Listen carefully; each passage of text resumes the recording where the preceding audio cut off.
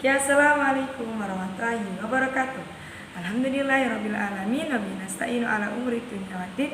Wassalatu wassalamu ala asyrofil anbiya'i wal mursalin sayyidina wa maulana Muhammad wa ala alihi washabihi wasallim amma ba'du. Yang terhormat Abi Hanif dan Ida selaku pengasuh Pondok Pesantren Berkamar Bani Ida, yang terhormat keluarga besar Bani Ida, yang terhormat guru-guru serta para pengurus, dan tak lupa teman-teman saya cintai, dan yang terpenting orang tua saya di rumah semoga sehat selalu dan bahagia. Di sini saya Nisna Nurulita dari kelas 12 MA Al-Quran Bani Ida akan mempresentasikan tentang peta imajinasi saya dari pelajaran Akidah Akhlak, yakni bab Al-Ghazali, tentang Al-Ghazali, tentang sufi terkenal, yang atau ulama terkenal yang bernama Al-Ghazali.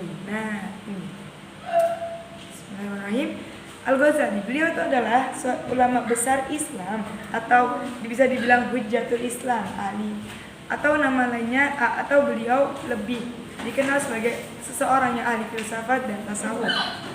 Nah, nama asli beliau adalah Muhammad bin Ahmad At-Tusi Abu Hamid Al-Ghazali. Beliau lahir di Tusi. Tusi adalah nama kota di luar negeri pada tahun 450 Hijriah.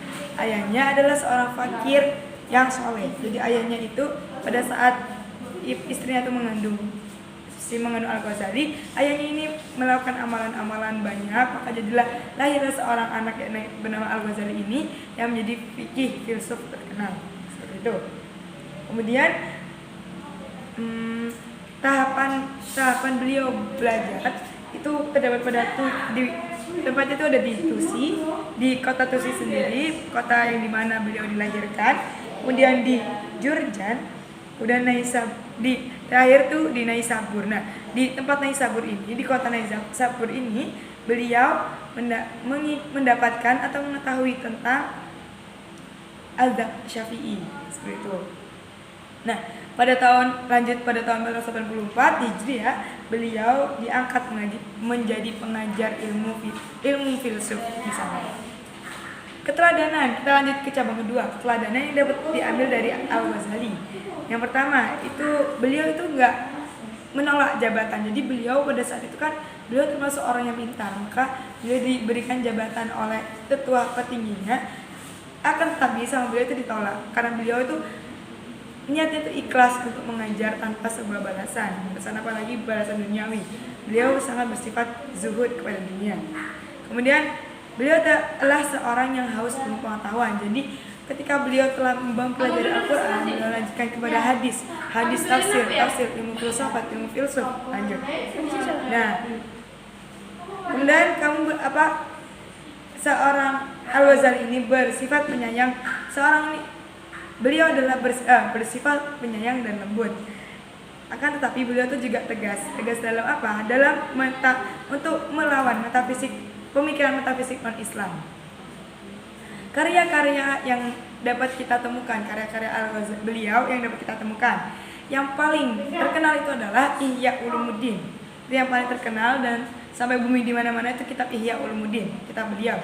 Kemudian ada pula kitab Arba'in fi Usuluddin, kitab Al-Iqtisad fil I'tiqad, kitab Tahafatul Falsafah. Ini adalah kitab yang menerangkan tentang filsafat kaidah Asy'ariyah.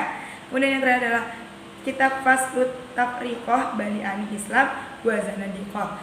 Nah, dari kitab-kitab ini sebenarnya masih banyak sekali kitab beliau yang beliau ciptakan untuk kita, untuk dibagi ilmunya bagi kita. Akan tetapi yang di sini yang demikian yang saya sebutkan itu sebagai yang terkenal sampai sekarang masih digunakan. Yang lain mungkin banyak dari fikih, dari ilmu filsuf, sufi, itu banyak.